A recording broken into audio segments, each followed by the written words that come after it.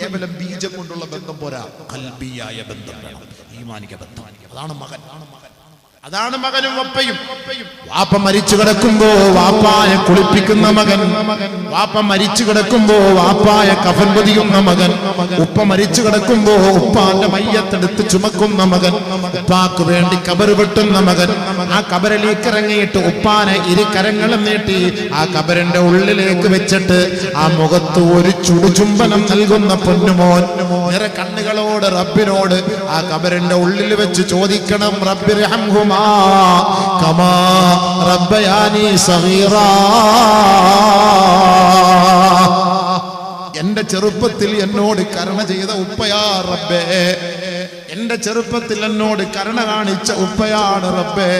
എനിക്കൊരുപാട് മിഠായി വാങ്ങിത്തന്ന ഉപ്പയാ, എനിക്ക് വസ്ത്രം വാങ്ങിത്തന്ന ഉപ്പയാണ്, എന്നെ പഠിപ്പിച്ച ഉപ്പയാണ്, എന്നെ വിവാഹം കഴിപ്പിച്ച ഉപ്പയാണ്, ഞങ്ങൾക്ക് താമസിക്കാൻ വീട് പണിത് തന്ന ഉപ്പയാണ്.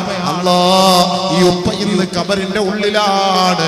ഉപ്പ പണിത് തന്ന 6000 സ്ക്വയർ ഫീറ്റ് വീട്ടിൽ ഞങ്ങൾ ഉറങ്ങുമ്പോ ഇന്നിതാ ഉപ്പ 6 അടി മണ്ണിന്റെ ഇരുണ്ട തുരുത്തിൽ കിടക്കുകയാ. റബ്ബിർഹംഹുമാ കമാ റബ്ബയാനി സഗീറാ.